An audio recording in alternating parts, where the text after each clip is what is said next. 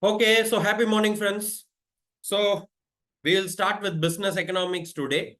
Economics, Patona, it is going to be a simple subject depending on how we are concentrating on it.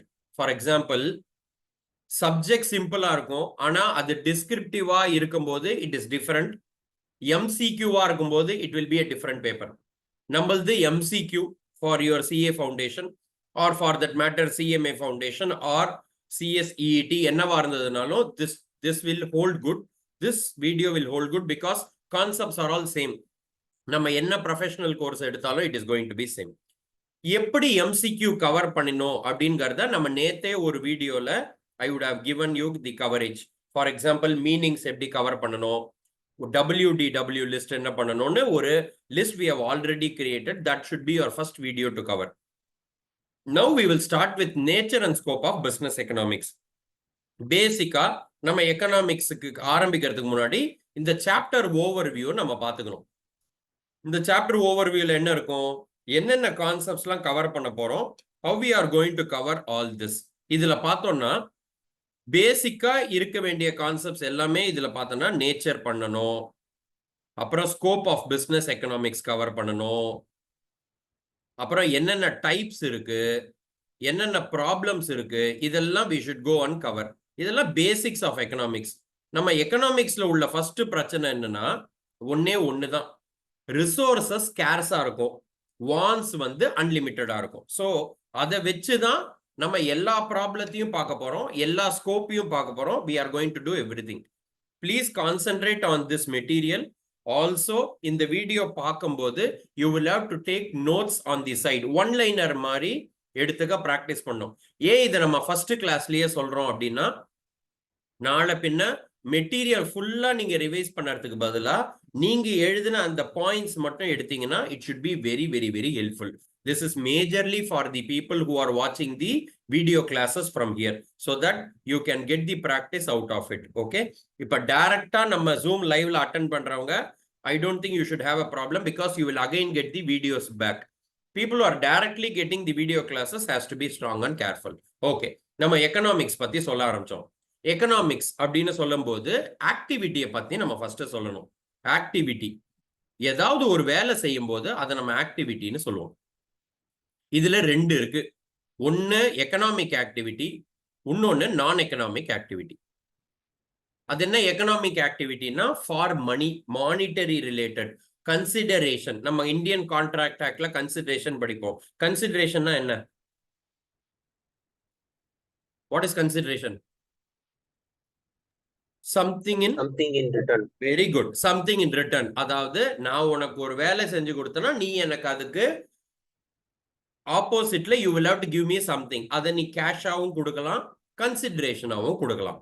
இதை நம்ம Indian contract ஆக்ட்ல படிப்போம். சரி, இப்ப economic ஆக்டிவிட்டின்னு சொல்லும் போது என்னன்னா, எதெல்லாம் வச்சு நீ பிசினஸ் பண்ணி எதை ப்ராஃபிட் வச்சு சம்பாதிக்கிறியோ அதெல்லாம் economic activity.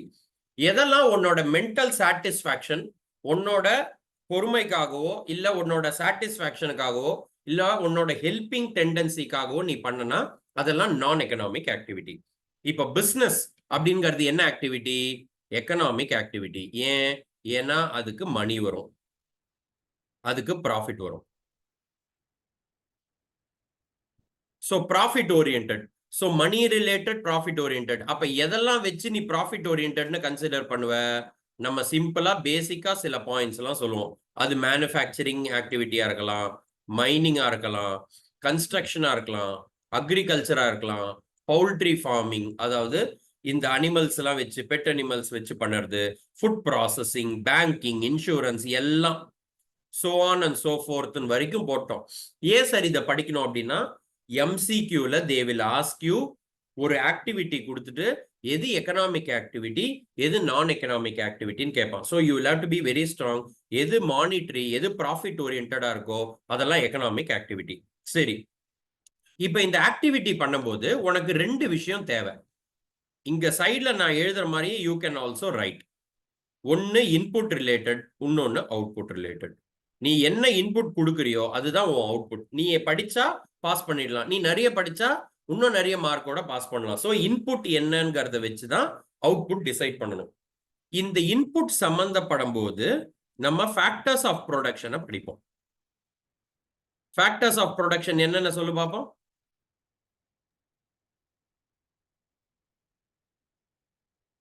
Land, labour, capital, organisation. இது ஆர்கனைசேஷனும் சொல்லலாம், ஆண்டர்பிரனர்னு சொல்லலாம். ஸோ இத எக்ஸாம்ல கேட்பான். இன்புட் அப்படின்னு சொல்றது என்னென்ன இதெல்லாம் இன்புட்டா சொல்றோம் அப்படின்னு கேட்டா land, labour, capital, organisation. Sir இது நம்ம எங்க படிக்கணும்? ப்ரொடக்ஷன் சம்பந்தப்பட்டது தானே அப்படின்னா ஆமா.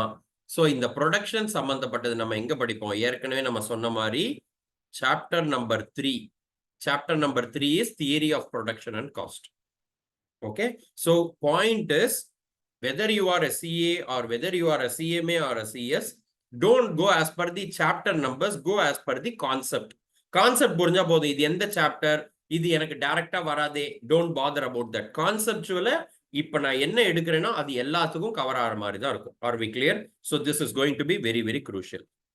ஓகே, அப்ப அவுட்புட் என்ன அப்படின்னு கேட்டோம்னா output is different types of goods and services. முதல்ல இது எழுதிக்கோ.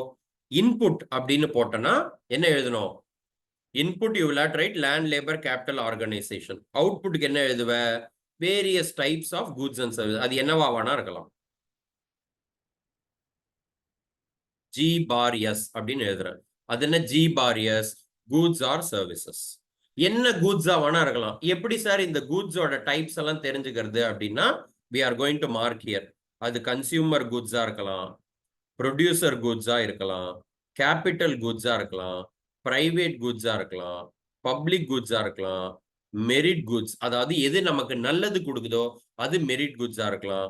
நான் மெரிட் கூட்ஸ் எதெல்லாம் நமக்கு தீங்கு வருதோ அதெல்லாம் non merit goods. Cigarette, alcohol, intoxicating drugs, இதெல்லாம் goods and services. Are we clear? முதல்ல இதெல்லாம் எழுதிக்கோ. இப்ப நான் நிறைய கலர் பண்ற மாதிரி இருக்கும். ஆனா கண்டென்ட் பார்த்தனா எக்கனாமிக் ஆக்டிவிட்டியா நான் எக்கனாமிக் ஆக்டிவிட்டியா அவ்வளவு பார்த்தா போதும். அடுத்தது இன்புட்டை வச்சுதான் அவுட்புட். இன்புட் என்ன? Factors of production. எவ்வளவு ஃபேக்டர்ஸ் ஆஃப் ப்ரொடக்ஷன்?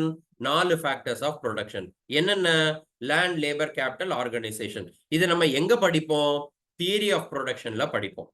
இந்த இன்புட்டை கொடுத்தனா அவுட்புட் நமக்கு என்ன வரும்? Various types of goods and services வரும். அதென்ன வேரியஸ் டைப்ஸ் ஆஃப் கூட்ஸ் எப்படி கவர் பண்ணுறது அப்படின்னு பார்த்தா, சார் அப்ப நாங்க சேல் ஆஃப் குட்ஸ் ஆக்ட் போய் படிக்கணுமானா சேல் ஆஃப் குட்ஸ் ஆக்ட்ல டிஃபரெண்ட் டைப்ஸ் ஆஃப் கூட்ஸ்ங்கிறது வேற விதமா சொல்லுவோம். இதெல்லாம் என்ன டைப்ஸ் ஆஃப் கூட்ஸ்னு சொல்லுவோம். இது கன்சியூமர், ப்ரொடியூசர், கேபிட்டல், பிரைவேட், இதெல்லாம் எங்க சார் படிக்கணும் அப்படின்னா இதெல்லாம் நம்ம மேக்ரோ எக்கனாமிக்ஸ்ல படிப்போம். Private goods versus public goods, merit goods, demerit goods, இதெல்லாம் நம்ம எங்க படிப்போம்? மார்க்கெட் ஃபெயிலியர்ல படிப்போம். மார்க்கெட் ஃபெயிலியர் எது சம்பந்தப்பட்டது? பிஸ்கல் பாலிசி சம்பந்தப்பட்டது. பிஸ்கல் பாலிசினா யார் இன்வால்வ்டு? Government involve. எப்படி ஒரு கனெக்ஷன் கொடுக்குறோம் பாரு, ஒரே ஒரு பேரா தான் நம்ம கவர் பண்ணியிருக்கோம். அதுலயே we have seen so much of connections to understand.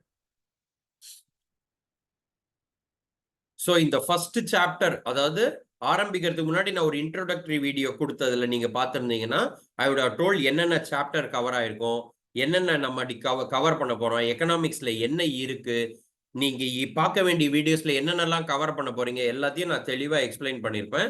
Now this is going to be directly on the concept related video. எழுதியாச்சா? எழுத மட்டும் எழுதணும்னா போதும். Anyways you are going to get the video again. So நீங்க அதுக்கேற்ற மாதிரி pause பண்ணி பார்த்துக்கலாம். ஓகே, அடுத்தது economic activity, profit related, money related, surplus related. இந்த ஆக்டிவிட்டி ப்ராஃபிட் ஓரியன்டுக்கு மட்டும்தான் பண்ணணுமா இல்ல நான் ப்ராஃபிட் ஆர்கனைசேஷனுக்கும் பண்ணலாமா அப்படின்னா நான் ப்ராஃபிட் ஆர்கனைசேஷனுக்கும் பண்ணலாம். நம்ம என்ன நினைக்க கூடாதுன்னா நான் ப்ராஃபிட்டுக்கு ப்ராஃபிட் வராது அப்படின்னு நினைக்க கூடாது. ப்ராஃபிட் வரும்.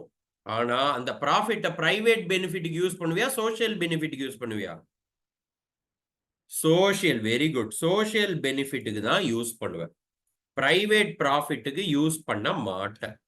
So I am giving an into here and I am giving a tick here. So material பார்த்து ஈஸியா அண்டர்லைன் பண்ணிக்கும்.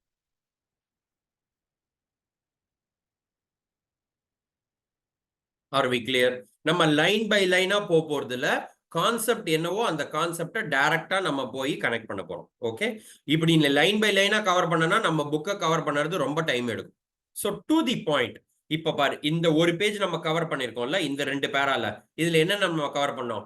எக்கனாமிக் ஆக்டிவிட்டினா என்ன, நான் எக்கனாமிக் ஆக்டிவிட்டினா என்ன, இன்புட்னா என்ன, அவுட்புட்னா என்ன. இன்புட்னா என்ன, ஃபேக்டர்ஸ் ஆஃப் ப்ரொடக்ஷன். அவுட்புட்னா என்ன, வேரியஸ் கூட்ஸ் அண்ட் சர்வீசஸ். இந்த வேரியஸ் கூட்ஸ் அண்ட் சர்வீசஸ் நம்ம எங்க படிப்போம்? மார்க்கெட் ஃபெயிலியர்ல படிப்போம். மார்க்கெட் ஃபெயிலியர் எங்க வரும்? மேக்ரோ எக்கனாமிக்ஸ்ல வரும். என்ன பாலிசியில வரும்? பிஸ்கல் பாலிசியில வரும். ஸோ இதெல்லாம் நம்ம கவர் பண்றோமா? அடுத்தது, இந்த மாதிரி ப்ராஃபிட் அண்ட் சர்ப்ளஸ்னு சொல்றோமோ, இது வெறும் ப்ராஃபிட் ஓரியன்டட் ஆர்கனைசேஷன் தானே, இல்ல நான் ப்ராஃபிட்டுக்கு வருமா? ஆன்சர் இஸ் நான் ப்ராஃபிட்டுக்கு வரும். அப்ப என்ன பெனிஃபிட் வரும்? சோஷியல் பெனிஃபிட் வரும். இவ்வளவுதான் கதை. This is how you will have to take one after another and cover. Okay, so line by line cover பண்றோமா, இல்ல கான்செப்ட் பை கான்செப்ட் கவர் பண்றோமானா, concept by concept we'll cover. Line by line cover பண்ணனா you will never be able to complete it. அடுத்தது போலாமா? எக்கனாமிக்ஸ்ங்கிறது இப்ப பாரு, இப்ப நம்ம கவர் பண்ணது எல்லாமே எம்சிக்யூ. ஸோ அப்ப டைரக்டா எம்சிக்யூல அவன் எப்படி கேட்பாங்களோ அது மாதிரி நம்ம நினைச்சுக்கிட்டு படிக்கணும். ஓகே, இப்ப பாரு, எக்கனாமிக்ஸ் எந்த டேர்ம்ல இருந்து வந்தது? ஒரு எம்சிக்யூ கிரீக் டேம்ல இருந்து வந்தது. இது எப்படி கேட்பான்? கிரீக்ல இருந்து வந்ததா, லாட்டின்ல இருந்து வந்ததா, சான்ஸ்கிரிட்ல இருந்து வந்ததா, பிராகிருத்ல இருந்து வந்தான்னு ஏதாவது கதை அடிப்பான். நம்ம கிரீக் அப்படின்னு தெளிவா எழுதணும். அப்படின்னா என்ன? கிரீக்கோட வேர்டு பேரு ஒய்கோனோமியா. இந்த ஒய்கோனோமியால ஒய்கோ அப்படின்னு பார்த்தோம்னா, put yourself in mute so that it is easy. ஒய்கோ அப்படின்னா ஹவுஸ் ஹோல்டு, அதான் நம்ம ஏற்கனவே சொல்லியிருக்கோம். நோமியா அப்படின்னா மேனேஜ்மெண்ட்னு அர்த்தம். ஒய்கோனோமியானா ஹவுஸ் ஹோல்டு மேனேஜ்மெண்ட்னு அர்த்தம். இது பழைய காலத்துல கிரீக்ல யூஸ் பண்ணதுக்கு பேரு ஒய்கோனோமியா. ஒய்கோனா ஹவுஸ் ஹோல்ட், நோமியானா மேனேஜ்மெண்ட். நம்ம 11th ஸ்டாண்டர்டா 12th ஸ்டாண்டர்ட் சிபிடி, அதாவது சிஏ ஃபவுண்டேஷன், இது வரைக்கும் தான் நம்ம எக்கனாமிக்ஸ் படிப்போம். அதுக்கப்புறம் எக்கனாமிக்ஸ்ங்கிறது நம்ம பெரிய கான்செப்சுவலா ஆர் சப்ஜெக்டா நம்ம படிக்க மாட்டோம். So will make it stronger. சரி, முன்னாடி காலத்துல கிரீக்ல இருந்து வந்தது. அதுக்கப்புறம் 19th செஞ்சுரி வரைக்கும் எக்கனாமிக்ஸை என்னன்னு கூப்பிட்டாங்க அப்படின்னு கேட்டாங்கன்னா பொலிட்டிக்கல் எக்கானமி. எம்சிக்யூ மார்க் பண்ணிக்கோ, பொலிட்டிக்கல் எக்கானமி. எவ்வளவு எம்சிக்யூ வருது பாரு. என்ன டேர்ம்னு தனியா கேட்கலாம், ஒய்கோனோமியானா என்னன்னு கேட்கலாம், எந்த செஞ்சுரி வரைக்கும் economics is called political economy, எல்லாம் கேட்கலாம். இந்த எக்கனாமிக்ஸ் அப்படின்ற கான்செப்ட் பொலிட்டிக்கல் எக்கனாமி அப்படின்னு சொல்லிட்டு இருந்தாங்க. அப்ப அதுக்கு முன்னாடி ஒரு புக் வந்திருக்கா அப்படின்னா அந்த புக் வந்திருக்கு. இதுக்கு நம்ம ஏற்கனவே நம்ம என்ன சொன்னோம்? WDW லிஸ்ட் எடுக்கணும்னு தெளிவா சொல்லிட்டோம். WDWனா என்ன? Who defined what. Very good. So who defined வாட்ல நம்ம யாரை பத்தி பேச போறோம்? Adam Smith. ஆடம் ஸ்மித் ஒரு புக் எழுதினாரு. என்ன புக் எழுதினாரு? An inquiry into the nature and causes of wealth of nation. இதை வச்சுதான் கேள்வி கேட்பாங்க. Wealth of nation. அடுத்த எம்சிக்யூ எந்த வருஷம்? 1776. அவன் 1776 86 96 1806 கேட்பாங்க. So you will have to be strong. நம்ம இப்ப என்ன கவர் பண்றோம்? ஒன் லைனர்ஸ் மாதிரி கவர் பண்றோம். நம்ம என்னவா கவர் பண்ணல? எம்சிக்யூ மாதிரி கவர் பண்ணல. ஏன்னா எம்சிக்யூ சாய்ஸ் கொடுத்து பண்ணோம்னா உனக்கு கான்செப்ட் மனசுல நிக்காது. அப்ப நம்ம ஒன் லைனர் மாதிரி கவர் பண்ணிட்டோம்னா சாய்ஸ் அவங்க என்ன கொடுத்தாலும் we will be able to write it. Are we clear? So this is what we are going to cover. This is what we are covering also. இதுல பாரு என்னென்ன டேர்ம் வந்திருக்கு. கிரீக்னு ஒரு எம்சிக்யூ, ஒய்கோனோமியா, பொலிட்டிக்கல் எக்கானமி, அந்த book பேர் என்ன, எழுதினது யாரு, எந்த வருஷம் எழுதினாங்க, 6 எம்சிக்யூ இங்கேயே covered. Are we clear? Have you taken down this? Shall we go to the next one? Okay. இப்ப இதே நீங்க டிஸ்கிரிப்டிவா இப்ப நம்ம லா கிளாஸஸ் பார்த்திருந்தோம்னா இப்படி நம்ம கவர் பண்ண மாட்டோம். ஒன் லைனர்ஸ் கவர் பண்ணிட்டு கொஸ்டின் ஆன்சரும் கேஸ் பேஸ்ட் கொஸ்டின்ஸும் கவர் பண்ணுவோம். ஸோ அது எம்சிக்யூவா இருந்தா பேட்டர்ன் வேற மாதிரி நம்ம படிக்கணும், டிஸ்கிரிப்டிவா இருந்தா வேற மாதிரி படிக்கணும். ஸோ வி ஷுட் பி இதெல்லாம் example which is for you to understand. Okay, don't bother. What are the two fundamental facts? அடுத்த இம்பார்ட்டன்ட் கொஸ்டின். ஒரு எக்கனாமிக்ஸ்க்கு ரெண்டு ஃபண்டமெண்டல் ஃபேக்ட் இருக்கு. என்னென்ன?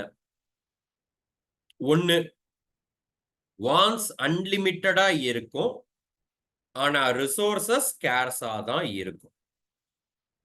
அதாவது மீன்ஸ் ரிசோர்சஸ் நமக்கு என்ன கையில இருக்கோ அது கம்மி, ஆசை ஜாஸ்தியா இருக்கு ஆனா கையில கம்மியா தான் இருக்கு. 1000 ரூபாய்க்கு சாப்பிடணும்னு ஆசையா இருக்கு ஆனா 100 ரூபாய் தான் கையில இருக்கு. இதுதான் எக்கனாமிக்கல் ப்ராப்ளம். ஸோ இது மாதிரி ஒரு கண்ட்ரி லெவல்ல பார்க்கும்போது த resources are very scares. So இதை நம்ம ஆரோ மார்க் டயக்ராம் இந்த மாதிரி வச்சு இனிமே ப்ராக்டிஸ் பண்ணணும். ஸோ நான் இப்போ என்ன சொல்லுவேன், வான்ஸ் ரொம்ப ஜாஸ்தியா இருக்கு, ரிசோர்சஸ் ரொம்ப கம்மியா இருக்கு. ஸோ இப்படி போட்டுட்டோம்னா இனிமே படிச்சுக்கும் போது ஈஸியா இருக்கும். டிமாண்ட் அண்ட் சப்ளைலாம் இப்படி வச்சே பாதி கவர் பண்ணிடுவேன் நான். ஏன்னா அப்பதான் நமக்கு தெரியும். நம்ம இன்வர்ஸ் ரிலேஷன்ஷிப்னு சொல்லுவோம், கரெக்டா?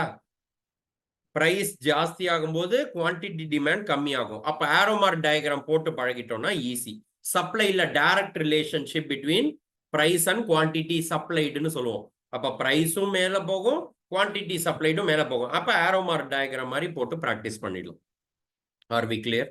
ஓகே, இதுதான் இங்க ஃபுல்லா இந்த பர்டிகுலர் பேரா பார்த்தோம்னா இது ஃபுல்லா இதான் சொல்லியிருப்பான், வேற எதுவும் சொல்லியிருக்க மாட்டோம். ஓகே, ஸோ இந்த பர்டிகுலர் பேஸ்ல நம்ம என்ன கவர் பண்ணணும்? இந்த டெஃபினேஷன் ஆஃப் எக்கனாமிக்ஸ் வந்து ரொம்ப நேரோவா இருக்கு, ரொம்ப கம்மியா சின்னதா இருக்கு. அதை பத்தி நம்ம நிறைய படிக்கும்போது பெரிய பெரிய அடுத்தடுத்த லெவல் ஆஃப் எக்கனாமிக்ஸை வச்சு நம்ம படிப்போம் அப்படின்னு கொடுத்துருப்பாங்க. ஸோ வேற எதுவும் இதுல இருக்காது.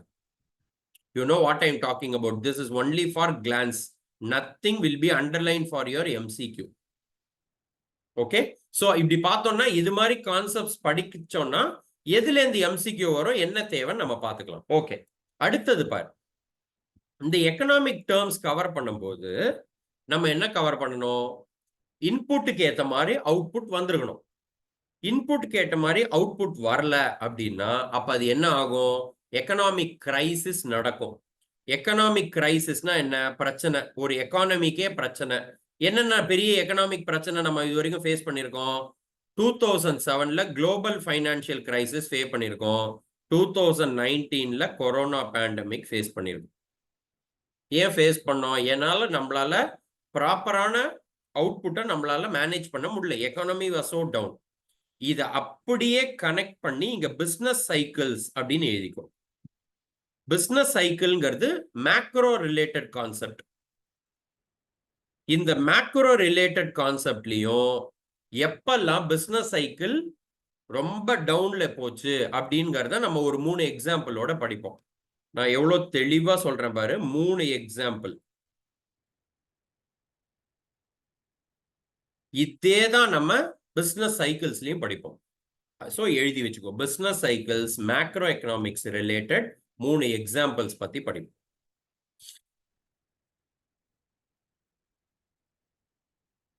ஏன் என்ன சொல்றாங்க? இப்படி கிரைசிஸ் நடக்கும்போது என்ன ஆகும்? ரிசோர்சஸ் ஐடிலா இருக்கும். Idle resources, insufficient demand. Sir அப்ப டிமாண்ட்னா என்ன அப்படின்னு கேட்டனா, டிமாண்ட்னா நம்ம என்ன செகண்ட் சாப்டர்ல படிப்போம், அதாவது அடுத்த சாப்டர்ல. Able to or willingness to buy, purchase from the consumer side, அதுக்கு பேரு டிமாண்ட். அதாவது ஆசை இருக்கு, வில்லிங்னஸ் இருக்கு, உன்னால வாங்கவும் முடியுது, உனக்கு பிடிக்கவும் பிடிச்சிருக்குன்னா அது டிமாண்ட் கிரியேட் ஆகும் அப்படின்னு சொல்லுவாங்க. Law of demand and law of supply. இப்ப இந்த டிமாண்ட் படிக்கும்போது 2 விதமா பிரிச்சு படிக்கணும். ஒன்னு வெறும் லா ஆஃப் டிமாண்ட், இன்னொன்னு மணி டிமாண்ட். ஏன் சார் இப்ப இதை நம்ம படிக்கிறோம் அப்படின்னா கான்செப்சுவலா கவர் பண்ணும்போதே ஃபுல்லா கவர் பண்ணிடணும். இப்ப லா ஆஃப் டிமாண்ட் அப்படிங்கிறது நம்ம எங்க படிப்போம்? லா ஆஃப் டிமாண்ட்ங்கிறது எங்க படிப்போம்? மைக்ரோல படிப்போம். மணி ரிலேட்டட் டிமாண்ட்ங்கிறது எங்க படிப்போம்? மேக்ரோ எக்கனாமிக்ஸ்ல படிப்போம். இவ்வளவு தெளிவா கான்செப்சுவலா கவர் பண்ணோம்னா it is easy. For your information, இது மாதிரி கிளாஸஸ் எடுத்து the top mark for economics is 94. 100க்கு 94 marks the students have got. So இப்படி பொறுமையா நிறுத்தி நிதானமா கவர் பண்ணும்போது this will also be easy to study. இதுல பியூட்டி என்னன்னா MCQ. As you already are aware, I am also taking for more than 15 colleges and a university which is a reputed university. So அவங்களுக்குலாம் எடுக்கும்போது அவங்களுக்கு CA portion எடுக்கும்போது university சிலபஸ்ல descriptive, ஆனா CA சிலபஸ்ல MCQ. So ரெண்டையும் cover பண்ணணும். So I am covering up both. ஆனா நம்ம கிளாஸஸ்க்கு நம்ம கவர் பண்ணுறது என்னது? No descriptive, only MCQ. Okay, so இது வரைக்கும் கவர் பண்ணியாச்சு. ஓ சரி. Study of economics will provide what? Study of economics will enable, இங்க படிக்கிறேன், will enable to develop an analytical approach that helps in understanding the economic issues. நம்ம என்ன சொன்னோம்? என்னென்ன இஷ்யூ இருக்கோ அதெல்லாம் நம்ம ஃபேஸ் பண்ணுறது தான் எக்கனாமிக்ஸோட முக்கியமான அப்ரோச். அப்ப என்ன ஆகும்? நிறைய இஷ்யூ கோர்சஸ் ஆஃப் ஆக்ஷன்லேருந்து எது தேவையோ அதை நம்ம செலக்ட் பண்ணணும். எம்சிக்யூ மாதிரி. நம்ம எம்சிக்யூல என்ன சொல்லுவோம்? நிறைய ஆப்ஷன்ஸ் இருக்கும், தேவையான ஆப்ஷனை மட்டும் நம்ம செலக்ட் பண்ணணும். ஸோ நான் சொல்லும் போதே பார்த்து அண்டர்லைன் பண்ணிடு. ஓகே, எம்சிக்யூ மாதிரி. அப்ப நம்ம எம்சிக்யூல என்ன பண்றோம்? டிசிஷன் மேக்கிங் பண்றோம். ஒரு 4ல் 1க்கு செலக்ட் பண்றோம். அதைத்தான் அவன் இங்க கொடுத்துருப்பான். டிசிஷன் மேக்கிங் பண்ணணும். அப்ப டிசிஷன் மேக்கிங்னா என்ன? choosing the best course of action from the alternative courses. நிறைய ஆக்ஷன்ல இருந்து ஏதாவது ஒண்ணுதான் நம்ம செலக்ட் பண்றோம் அப்படின்னா அது என்னது? அது டிசிஷன் மேக்கிங். இதுவும் எம்சிக்யூல கேட்பான். நம்ம ஃபர்ஸ்ட் கிளாஸ்ல சொல்லும் போது என்ன சொன்னோம்? மீனிங்கும் படிச்சுக்கணும்னு சொன்னோமா? மீனிங் ஆஃப் டிசிஷன் மேக்கிங் தனியா மீனிங்னு போட்டுக்கலாம். இதெல்லாம் நான் ஒரு தடவை சொல்ல மாட்டேன். ஒரு 2-3 கிளாஸஸ்ல நமக்கு ஒரு கிரிப் வந்துடும். அப்புறம் நீங்களே தனித்தனியா என்னென்ன பண்ணிப்பீங்க? நிமோனிக்ஸ்னா நிமோனிக்ஸ் தனியா லிஸ்ட், மீனிங்னா மீனிங் தனி லிஸ்ட், WDWனா லிஸ்ட், எக்ஸப்ஷன்னா லிஸ்ட், எக்ஸாம்பிள்னா லிஸ்ட்னு தனித்தனியா நம்ம ஏற்கனவே கவர் பண்ணிருக்கோம். Okay,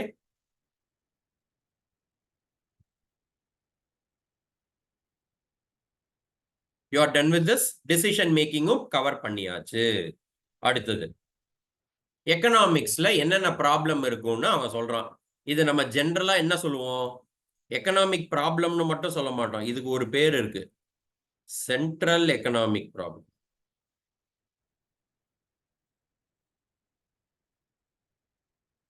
correct. ஆனா நமக்கு மேஜரான எக்கனாமிக் ப்ராப்ளம் என்ன? நமக்கு பிரச்சனையே கையில என்ன இருக்கு, ஆனா நமக்கு எவ்வளவு வேணும் அப்படிங்கறத பொறுத்துதான். இது நம்ம ஏற்கனவே கவர் பண்ணிட்டோம். எப்படி கவர் பண்ணோம்? Unlimited wants, scarce resources. அந்த கதையை தான் இவங்க ஹாஃப் பேஜா ஒரு டயக்ராம்ல கொடுத்துருக்காங்க, வேற ஒன்றும் இல்லை. ஸோ ஸ்கேர்சிட்டி எப்போ வரும் அப்படின்னு கேட்குறாங்க.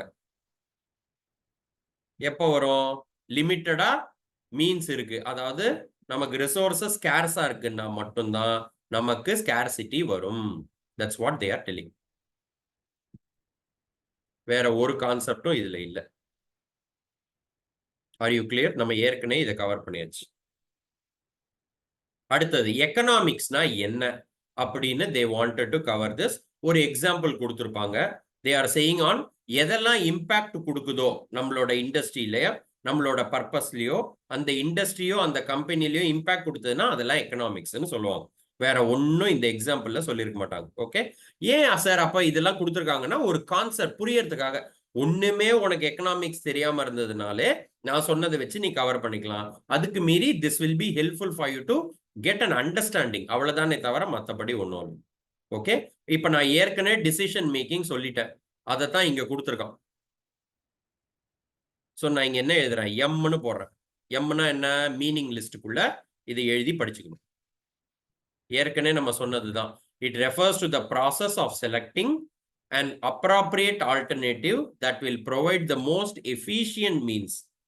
ரொம்ப எது கரெக்டான ஆன்சரோ அதை தான் செலக்ட் பண்ணுவேன். கரெக்டா எம்சிக்யூல எதுலேருந்து? From 2 or more alternative course of action. என்ன தேவையோ அது சம்பந்தப்பட்ட ஆப்ஷனை மட்டும்தான் நீ செலக்ட் பண்ணுவ. இதுக்கு சில எக்ஸாம்பிள்ஸ் கொடுத்துருக்கான். சும்மா இதை நீ கிளான்ஸ் பண்ணிக்கலாம். நீ கிளான்ஸ் அப்படின்னு சொல்லும் போதே நான் என்ன சொல்லுவேன், கிளான்ஸ்னு போட்டுட்டு நியூஸ் பேப்பர் ரீடிங். நம்ம நியூஸ் பேப்பர் படிக்கும்போது மனப்பாடம் பண்ணுவோமா, இல்ல கான்செப்டை புரிஞ்சுப்போமா? என்ன நடந்திருக்குன்னு புரிஞ்சுப்போம், அவ்வளவுதான். ஸோ இதை உட்காந்து மக் பண்ணாம சும்மா ஒரு 4 தடவை படிக்கணும். ஒரு 4 தடவை நியூஸ் பேப்பர் ரீடிங்ல படிக்கிற மாதிரி பண்ணுனா ஆட்டோமேட்டிக்லி மனசுல நின்றுடும். இதை மெமரைஸ் பண்ணணும்னு அவசியம் இல்லை, இதை பார்த்துக்கிட்டா போதும். எப்ப பிசினஸ் ஆரம்பிக்கணும், எப்ப காம்படிட்டிவா இருக்கணும், என்ன டெக்னிக் யூஸ் பண்ணணும், அதை இங்க கொடுத்துருப்பான். பிசினஸ்ல இருக்கணுமா, இருக்கலாம். அப்பதான் டிசிஷன் மேக்கிங் பண்ணணும். காம்படிஷன் மற்றவங்களும் இருப்பாங்களா, இருப்பாங்க. ஏதாவது டெக்னிக் யூஸ் பண்ணுமா, பண்ணணும். இன்புட்ஸ் எதாவது பண்ணுமா, பண்ணணும். அவுட்புட் அதுக்கான ஆப்டிமம் அவுட்புட் வரணுமா, வரணும். இதெல்லாம் டிசிஷன் மேக்கிங். இதெல்லாம் வச்சுதான் நம்ம ஒரு டிசிஷன் பண்ணுவோம். இன் சிம்பிள் வேர்ட்ஸ் இன்புட் அவுட்புட்டை வச்சு சொல்லுவோம். Are we clear? So just glance this and underline this. I'll just give you 2 minutes. I am here only. Underline பண்ணிட்டு சொல்லு, then we will start.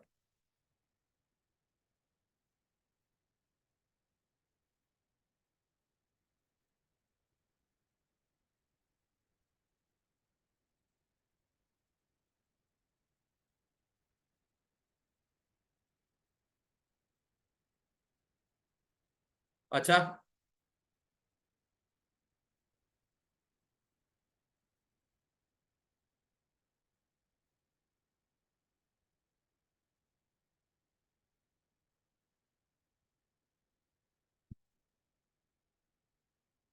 So நம்ம ஏற்கனவே ஃபர்ஸ்ட் கிளாஸ்ல சொல்லும் போது என்ன சொன்னோம், எக்ஸாம்பிள்ஸை வச்சும் தனியா எக்ஸாம் கொஸ்டின் கேட்பாங்க, மீனிங்ஸை வச்சும் தனியா கேட்பாங்க. நான் ஒரு 15-16 பாயிண்ட் லிஸ்ட் சொன்னேன்னா அந்த 15-16 பாயிண்ட்டை வச்சு தான் they will test your answers or they will test your knowledge. Okay, எழுதியாச்சா? Shall we go to the next level? If you are done, okay. அடுத்தது டிசிஷன் மேக்கிங் எப்படி இருக்கணும்? கஷ்டமா இருக்குமா, ஈஸியா இருக்குமா அப்படின்னு ஆன்சர் கேட்டான்னா ஆன்சர் இங்க கொடுத்துருக்கான். டிசிஷன் மேக்கிங் சிம்பிளா இருக்காது, நாட் சிம்பிள். ஸ்ட்ரெயிட் ஃபார்வர்டா இருக்கணும். காம்ப்ளெக்ஸா இருக்குமா? ஆமா, ரொம்ப காம்ப்ளெக்ஸா இருக்கும். ஏன்னா எதை எடுக்கிறது எதை விடுறதுன்னே தெரியாது. அண்ட் டைனாமிக்கா இருக்கும். டைனாமிக்னா என்ன? It keeps on B changing. நம்ம தமிழ் என்ன சொல்லுவோம், மாற்றம் ஒன்றே மாறாதது, மாறிக்கிட்டே இருக்கும். இதுல என்ன சார் மாறும் அப்படின்னா, இதுல 2 பாயிண்ட் பாரு. ஒரு எக்ஸாம்பிளுக்கு, நீ ப்ராஃபிட் ஓரியன்டா இருக்கணும்ங்கிறதுனால ஒரு ஆபீஸ்ல இருக்கிற ஒரு 4 பேரை லே ஆஃப் பண்ற, வெளியில அனுப்புற. எது முக்கியம்? உன் ப்ராஃபிட் முக்கியமா, அவங்களோட வேலை முக்கியமா? உனக்கு உன் ப்ராஃபிட் முக்கியம், அவனுக்கு அவன் வேலை முக்கியம். இப்ப எது கரெக்ட்னு நினைச்சு நீ பண்ணுவ? அவங்களுக்கு வேலை கொடுத்தா உன் ப்ராஃபிட் போயிடும். எக்ஸாம்பிள் தானே. அவங்கள வேலையை விட்டு அனுப்பிச்சிட்டனா உனக்கு கொஞ்சம் ப்ராஃபிட் மிஞ்சும். அப்ப நீ என்ன பண்ணுவ? இப்படிதான் எக்கனாமிக் என்விரான்மெண்ட் இருக்கும். ஏன்னா நமக்கு ரிசோர்சஸ் ஸ்கேர்ஸ். அப்ப காம்ப்ளெக்ஸா இருக்கும். இதுல எப்படி டிசைட் பண்ணுவ, யாருக்கு முக்கியம்னு எப்படி டிசைட் பண்ணுவ? அதனாலதான் நம்ம என்ன சொல்றோம், highly complex and dynamic.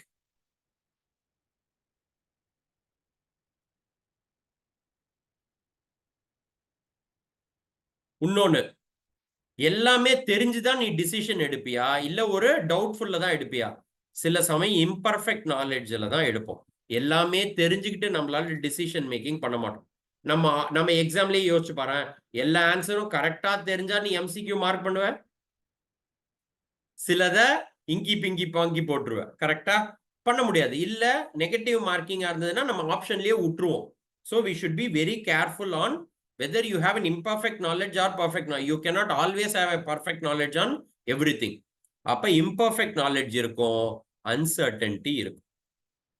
uncertainty spelling பார்த்து இப்ப எழுதணும். எனிவேஸ் எம்சிக்யூ அதனால பிரச்சனை இல்லை. பட் uncertainty UNCRTAINTY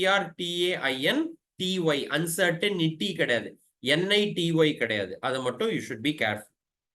ஏன்னா நம்ம ப்ரொஃபஷனல் கோர்ஸ் படிக்கும் போது you should be careful with small spelling also. இதெல்லாம் சொல்லி முடிச்சுட்டான். டிசிஷன் மேக்கிங்க்கு இதெல்லாம் வேணும், இதெல்லாம் பண்ணணும்னு சொல்லி முடிச்சுட்டு அதுக்கப்புறம் என்ன சொல்றான்? Economics, business economics integrates theory with practice. நீ என்ன தியரி படிக்கிறியோ அதை தான் நீ பிராக்டிஸ்ல இம்ப்ளிமெண்ட் பண்ணணும்.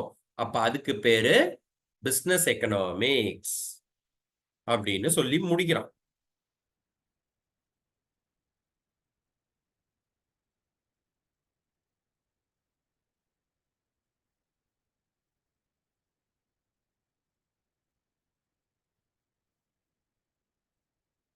ஓகே, பிசினஸ் எக்கனாமிக்ஸுக்கு இன்னொரு பேர் என்ன? இதுக்கு நம்ம என்ன லிஸ்ட் எடுப்போம்னு சொன்னோம்? ஏகேஏ. ஏகேஏன்னா என்ன? Very good, also known as. So also known as business எக்கனாமிக்ஸ்க்கு இன்னொரு பேர் என்ன? Also known as managerial economics.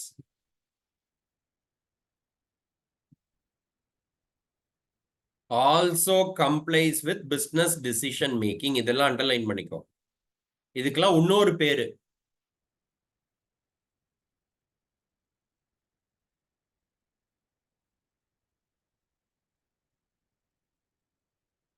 It is, in brief, it is applied economics. Applied எக்கனாமிக்ஸ்னா என்ன?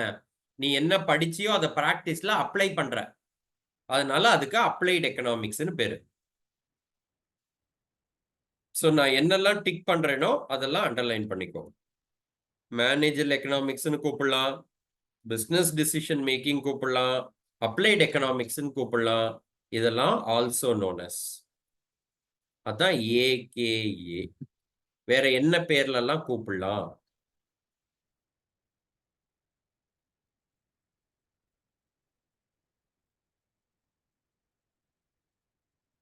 பிசினஸ் எக்கனாமிக்ஸ் எந்த எக்கனாமிக்ஸை கவர் பண்ணோம்?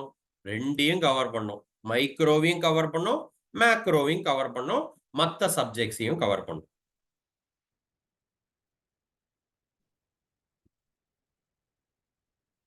இது ப்ராஃபிட்டுக்கு பண்ணுமா, நான் ப்ராஃபிட்டுக்கு பண்ணுமா?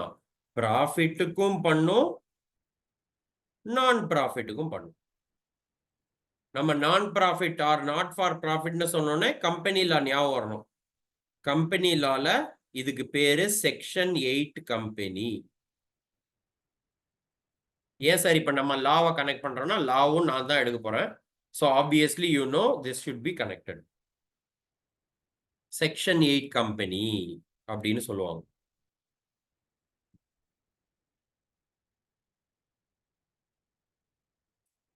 Are we clear till this? Okay.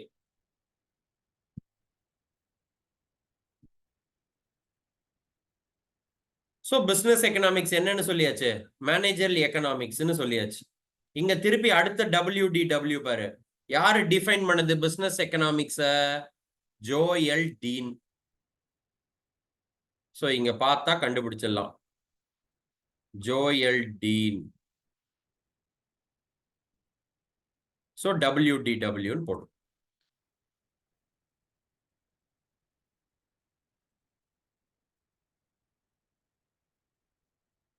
What is that they have told? Economic அனாலிசிஸ பிசினஸ் பாலிசிக்காக யூஸ் பண்ணா. சி பிசினஸ் பாலிசிங்கிறது ஒன்றும் இல்லை. நீ சிஏ இன்டர்ல படிக்கும்போது பிசினஸ் பாலிசியை என்னன்னு படிப்ப? ஸ்ட்ராட்டஜிக் மேனேஜ்மெண்ட்னு எஸ்எம்னு படிப்ப. அந்த அனாலிசிஸ் பண்ணறதுக்கு யூஸ் பண்ணோம்னா அதுதான் பிசினஸ் எக்கனாமிக்ஸ்னு சொல்றாங்க. வேற ஒன்னும் சொல்லல. எங்கேருந்து வந்தது, என்ன கேள்வி கேட்கணும், எப்படி கவர் பண்ணணும், இவ்வளவுதான் அதுல முக்கியமா நம்ம கவர் பண்ண வேண்டியது.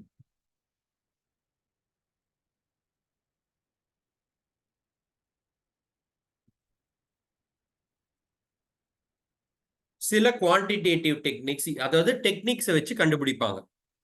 இப்ப ஏன் இதுக்கெல்லாம் இன்டூ போட்டிருக்கோம் அப்படின்னா, இதெல்லாம் நம்ம இங்க படிக்காம இன்டர்ல, சிஏ இன்டர்ல படிப்போம் அப்படிங்கிறதுக்காக நான் இன்டூ போட்டிருக்கேன்.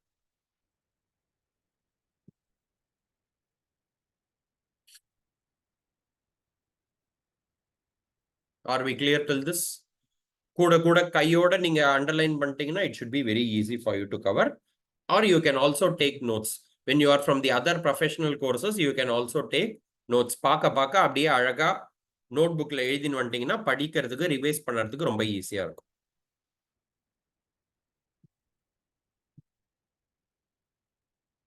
அடுத்த MCQ கொஸ்டின், மைக்ரோ எக்கனாமிக்ஸ்னு சொல்றோமே, இந்த மைக்ரோ எக்கனாமிக்ஸ் எது சம்பந்தப்பட்டதை படிக்கும் அப்படின்னு கேட்டா, ஒரு behaviour of the consumer and firm, அதாவது இண்டிவிஜுவல் ரிலேட்டட், அவங்கள பற்றி, அதாவது சிங்கிள் 1 or 2 பீப்புள் வச்சு படிக்கிறது தான் மைக்ரோ. பாப்புலேஷனை பத்தியே படிக்கிறோம்னா அது என்ன? Macro. Very good, as simple as that. இது மாதிரி ஒரு சிம்பிள் கொஸ்டின் எக்ஸாம்ல கேட்பாங்க. ஸோ கன்சியூமர், இப்ப நான் என்ன எழுதுறேன் பாரு. ஸோ இங்க நம்ம என்ன எழுதுறோம்? கன்சியூமர்ஸ். கன்சியூமர்ஸ்ங்கிறவன் யாரு? Individual. So individual related. Firm எழுதிக்கோ இங்கேயே. ஃபர்ம் ரிலேட்டடாக இருந்ததுன்னா மைக்ரோ. ஒரு பாப்புலேஷன் ரிலேட்டடாவே இருக்கு. National income, population, fiscal policy, monetary policy, trade policy, இது மாதிரிலாம் இருந்ததுன்னா அது மேக்ரோ எக்கனாமிக்ஸ். சார் நான் இதுக்கு முன்னாடி எக்கனாமிக்ஸ் படிச்சதே இல்லை, இது பார்த்தா போதுமானா இது பார்த்தாலே போதும். நம்ம ஒன்றும் பிஹெச்டியோ தீசிஸோ பண்ண போறது இல்லை, டாக்டரேட்டோ எக்கனாமிக்ஸ்ல வாங்க போறது இல்லை. கான்செப்சுவலா பேசிக்ஸ் அண்டர்ஸ்டாண்டிங் தெரிஞ்சதுன்னா போதும். So please write down this.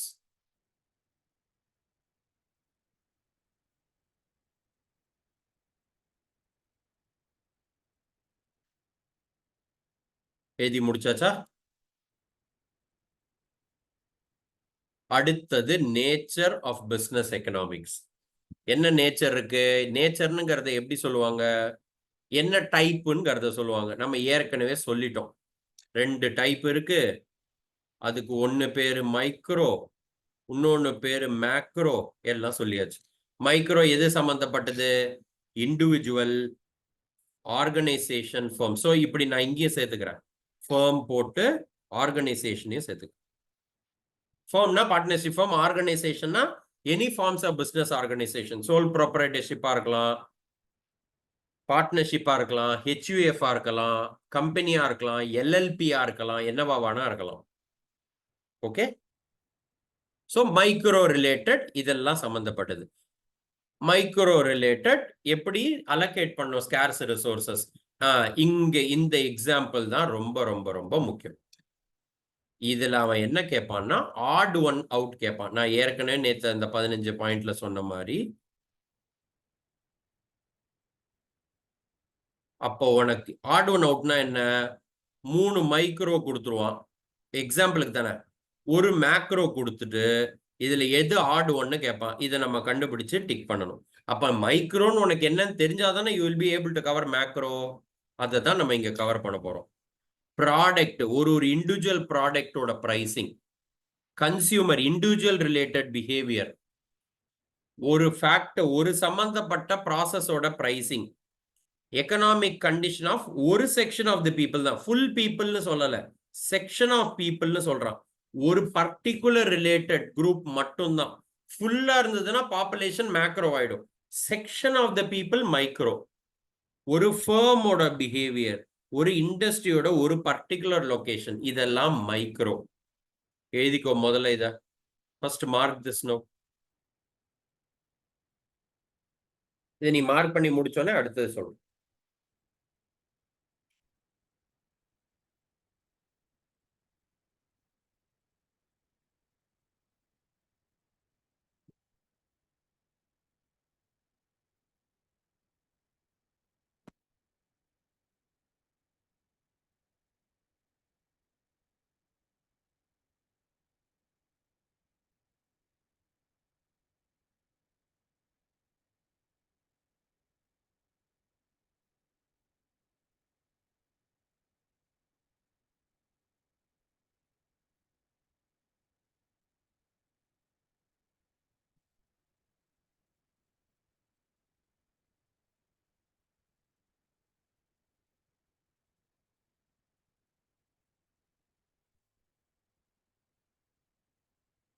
இப்ப வரைக்கும் பார்த்தோன்னா ஒரு 5-6 ஹெட்டை பத்தி தான் சொல்லியிருப்போம். ஆனா நிறைய கவர் பண்ண மாதிரி இருக்கும். நீ நோட்ஸ் எடுத்துக்கிட்டா மட்டும்தான் it will make your job easier.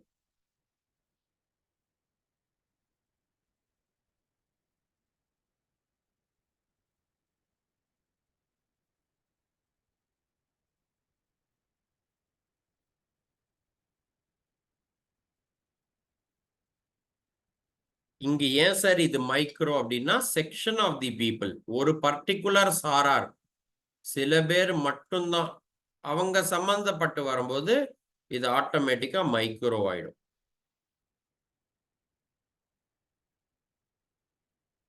Macro போலாமா? மேக்ரோ எதெல்லாம் சம்பந்தப்பட்டதுன்னு பார்ப்போமா? Macro overall economic phenomena, full economic phenomena, section கிடையாது, இண்டிவிஜுவல் பார்ட் கிடையாது. இங்க என்ன போட்டிருக்கான் பாரு, பிங்க்ல பண்ற மாதிரி, rather than it's individual part கிடையாது. ஓவரால் எக்கனாமிக் ஃபெனமெனா தான் கவர் பண்ணும், அப்பதான் அது மேக்ரோ. இண்டிவிஜுவல் பார்ட்டை கவர் பண்ணா மேக்ரோ கிடையாது, அது மைக்ரோ. அடுத்தது என்ன பாரு, larger economic aggregate. Economic aggregate சம்பந்தப்படும் போது, அதாவது எக்ஸாம்பிள் பாரு, நான் இப்ப என்னென்னலாம் கலர் பண்றேனோ, அவுட்புட்டா இருக்கலாம், எம்ப்ளாய்மெண்டா இருக்கலாம், total consumption, total saving, total investment, export, import, foreign investment, இதெல்லாம் நம்ம மைக்ரோ எக்கனாமிக்ஸ்ல படிப்போம். இன்டைரக்டா நான் எங்க சொல்றேன்னு நீ எக்கனாமிக்ஸ் படிச்சிருந்தனா உனக்கு புரிஞ்சிருக்கும்.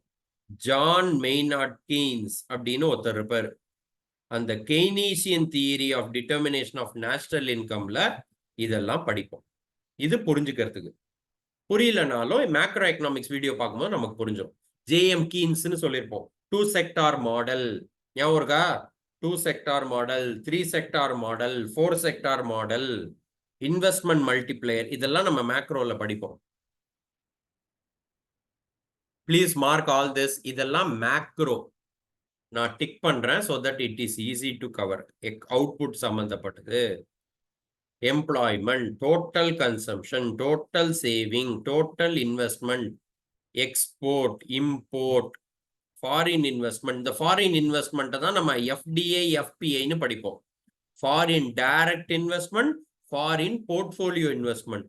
அழகா தெளிவா டிஃபரன்ஷியேட் பிட்வீன் எக்ஸ்பிளைன் பண்ணி சொல்லியிருப்பேன் மேக்ரோ எக்கனாமிக் வீடியோல. அது பார்த்தனா புரியும்.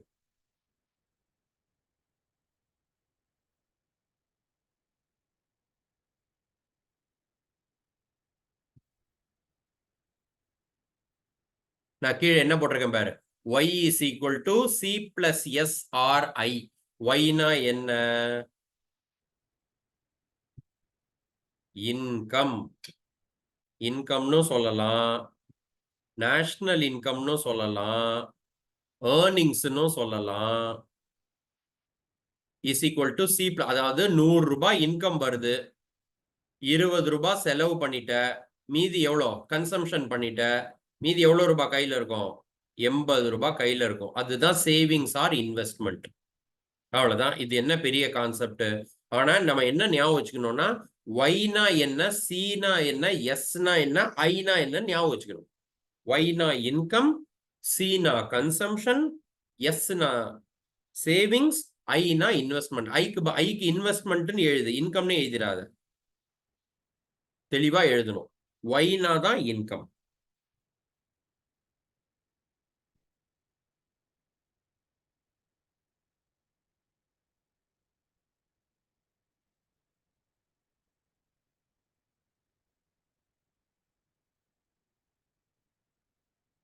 இதெல்லாம் எங்க சார் படிப்போம்னா மேக்ரோ எக்கனாமிக்ஸ்ல. ஆனா நம்ம இங்க டிஃபரன்ஷியேட் வச்சு படிக்கிறோம். மைக்ரோனா என்ன, மேக்ரோனா என்னன்னு படிக்கிறோம். Are we clear? இப்ப மேக்ரோவோட எக்ஸாம்பிள்ஸ் நான் ஏற்கனவே சொன்னதுதான், ஈஸியா இருக்கும் படிக்கிறதுக்கு. நேஷனல் இன்கம் மேக்ரோ, சின்னது கிடையாது பாப்புலேஷனுக்கு. நேஷனல் அவுட்புட், ஒரு interest rate, general price rate and interest level, இதெல்லாம் நம்ம மணி டிமாண்ட் கான்செப்ட்ஸ்ல படிப்போம். Theory of money demand, BOP, BOT, balance of trade, balance of payment. ஒரு கரன்சி சம்பந்தப்பட்டது. கரன்சி சம்பந்தப்பட்டதுன்னு நான் இங்க சொல்லும் போது இந்தியன் ரேட்டு, ஃபாரின் ரேட்டு ரெண்டுமே இருக்கலாம். Indian currency and foreign currency. இந்த ஃபாரின் கரன்சி படிக்கும்போது தான் நம்ம எக்ஸ்சேஞ்ச் ரேட் படிப்போம்.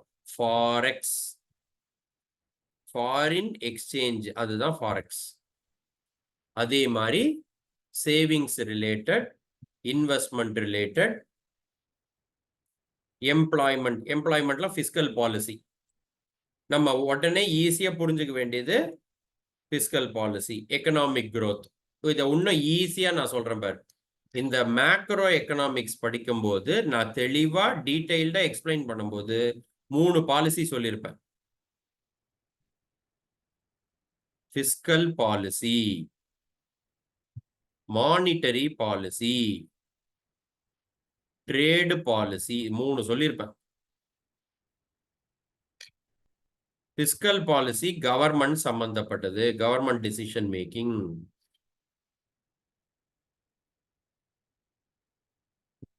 Monetary policy RBI, trade policy world trade organisation WTO அப்படின்னு தெளிவா சொல்லித்தான் ஆரம்பிச்சிருப்பேன். ஸோ அது பார்த்தா உங்களுக்கு புரியும். ஸோ எழுதிக்கோ இதை. First write down this.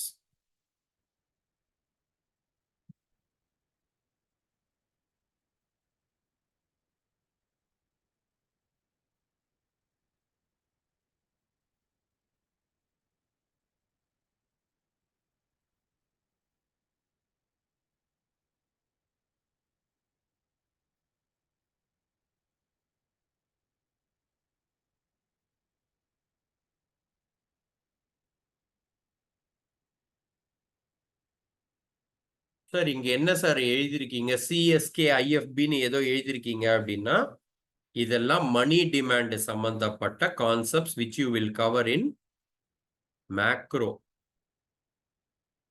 Classical approach, secondary classical, Keynesian theory, inventory, Friedman restatement theory, behavior of money, இதெல்லாம் நீங்க இங்க படிப்பீங்க. அதுக்கு தான் சிஎஸ்கே ஐஎஃப்பி அப்படின்னு போட்டிருக்கேன்.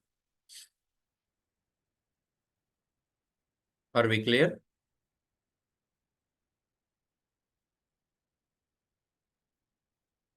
These are the basics of what economics, micro and macro economics to cover. இப்ப இதை வச்சு odd one out to question கேட்பான். Are we clear?